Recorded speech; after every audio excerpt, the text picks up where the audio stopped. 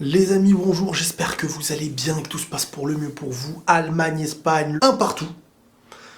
Mais beaucoup de choses à dire. Alors déjà, moi quand je vois ce match-là, je vois une grande part de Barça, d'un côté, et une grande part de Bayern. Mais pourtant, et c'est là que la subtilité, elle est complètement incroyable. C'est quand on regarde l'équipe d'Espagne, je veux dire, tu remplaces Olmo ou Asensio par Lewandowski et Olmo ou Asensio par Dembélé. En gros, les deux, tu les remplaces par Lewandowski Dembélé. Tu te dis, en rajoutant Lewandowski Dembélé, c'est plus fort. De l'autre côté, t'as le milieu, Busquets, Gavi, Pedri. Barcelone, défensivement, je veux dire, si tu mets Araujo Koundé, t'es pas perdant. Si tu mets Christensen et tout, t'es pas spécialement perdant. Et sur les côtés, t'as Jordi Alba, et côté droit, par exemple, Koundé. Et le goal, Ter Stegen, que je trouve pour moi meilleur que Unai Simon. Et en fin de compte, tu te dis, le Barcelone devrait être peut-être plus fort que cette équipe-là.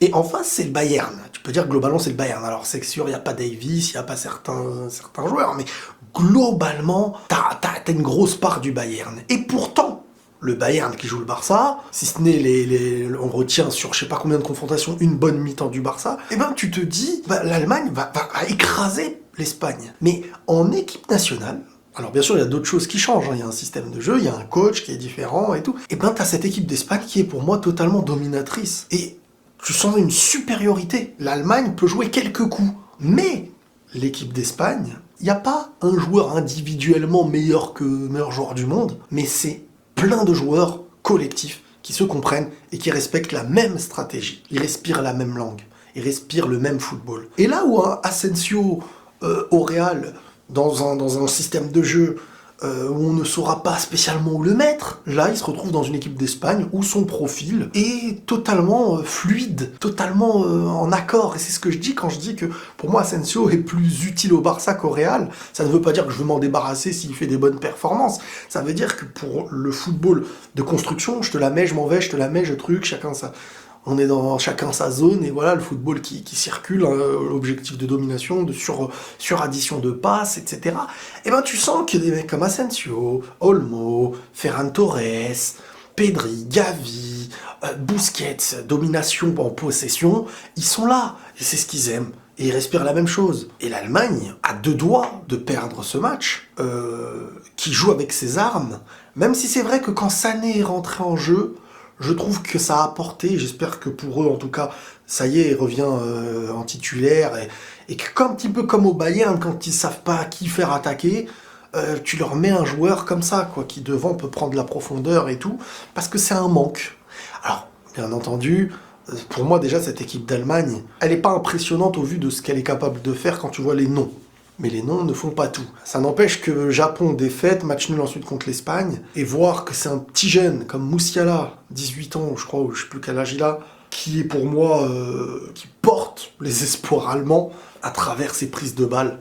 Alors tout le monde, Pedri, machin, Gavi, truc, la majorité ils connaissent rien. Ceux qui sont là comme ça, je vous promets, c'est pas le même football. Musiala est un joueur qui par sa prise de balle déstabilise, part vers l'avant, élimine à gauche à droite, a des appuis qui permet d'éliminer. Il a cette capacité d'éliminer, tirer, machin, un profil voilà hein, dans ce genre-là. Pedri, son profil, c'est le joueur qui n'a pas besoin, quand il a le ballon, on lui demande pas de faire des mètres, d'éliminer, de jouer le duel 1 contre 1, faire une fin, de se retrouver avec des appuis où tu pars à gauche à droite. C'est le constructeur, celui qui distille. Tu distilles, tu compares pas un distillateur, un joueur fin, à un autre joueur qui est là pour déstabiliser, pas par sa construction, mais beaucoup plus par ses mouvements, par sa capacité d'énergie vers l'avant, sur le côté. C'est pas la même manière de déstabiliser, c'est pas le même type de profil. C'est deux jeunes très très forts et c'est l'avenir du football, les deux. Si tu veux de la finesse, du toucher de balle, de la distillation, c'est Pedri. Si tu veux un joueur qui est en 1 contre 1, a plus de chances d'éliminer un défenseur, d'éliminer, de casser une ligne, etc., ça sera Musiala. Et un Gavi, c'est quoi Gavi, c'est le joueur un peu brutal et juste, hein, qui a sa technique, mais le joueur qui, voilà, il est là, un Gavi, ça se compare à du bon, c'est pas le même âge, c'est pas le truc, mais c'est comme un Kovacic. à sa manière. Tu compares pas Kovacic et Modric. Tu compares pas Kovacic et Busquets. Vous voyez ce que je veux dire? Et donc, on attendait l'Espagne. Moi, l'Espagne, il m'impressionne. L'Espagne, footballistiquement, c'est ce qui se fait de plus beau. C'est ce qu'il y a de plus cohérent sur le terrain. Luis Enrique, il est en train de faire un football où tout le monde se comprend, tout le monde respire le même football, tout le monde joue dans la même intention. Le seul problème qui peut exister, en plus, même quand Morata rentre, il est hyper décisif et tout. La seule chose, c'est qu'il y a un moment dans le match où tu sens, vous voyez ce match-là là, contre l'Allemagne, et ben à un moment donné, on sent que l'Allemagne peut même arriver à gagner 2-1 sur la fin, en poussant. Parce que à l'image un peu du Barça et tout, équipe dominatrice, mais sans la domination. Et quand physiquement, bah, c'est pas des mecs les plus stock, hein, l'équipe d'Espagne, c'est aussi ce qui fait leur force dans d'autres domaines. À ce moment-là, cette équipe-là peut se jouer.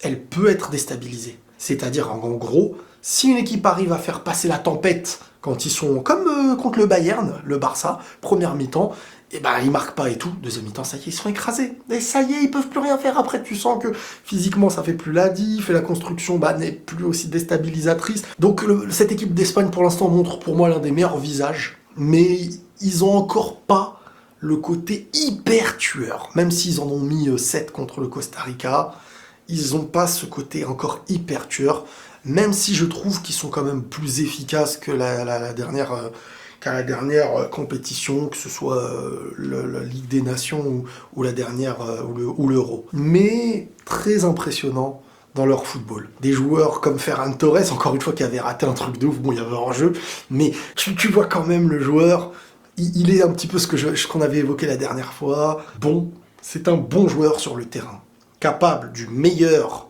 dans la difficulté et du pire dans la facilité. C'est ça ce qui le représente. Après, il a 22 ans, et tout joueur à 22 ans ne s'appelle pas Mbappé, Haaland, etc. Il a ses failles, il a ses capacités, il joue quand même en équipe d'Espagne, il joue quand même au Barça. Faut aussi se calmer quand on attaque les joueurs comme ça. Sinon, l'équipe d'Allemagne, je trouve que c'est pas très sérieux. Moi, je trouve que c'est pas très sérieux. Assez déçu sur certains placements défensifs.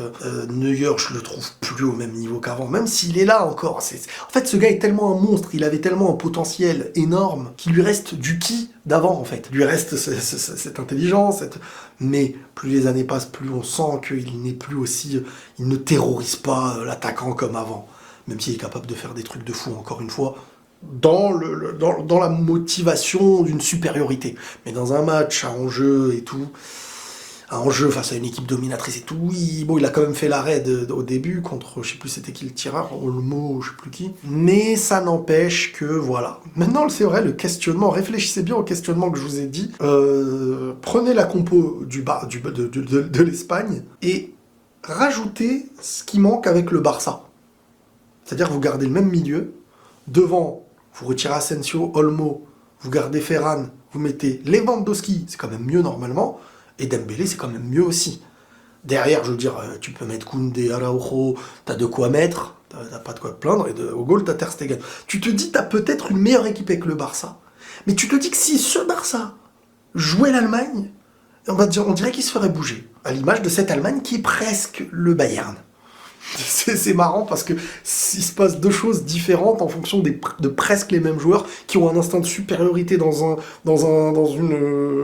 domaine, dans une équipe, et un instinct presque d'infériorité dans une autre, et ça me fait rire ce truc-là. Bref, l'Espagne se positionne comme un favori plus, hein, ils auraient pu taper l'Allemagne, même s'ils n'ont pas gagné, hein. Encore une fois, sur un match, tout peut se passer, mais ils sont très intéressants, vraiment très intéressants, et ça respire le football, on va pas se mentir.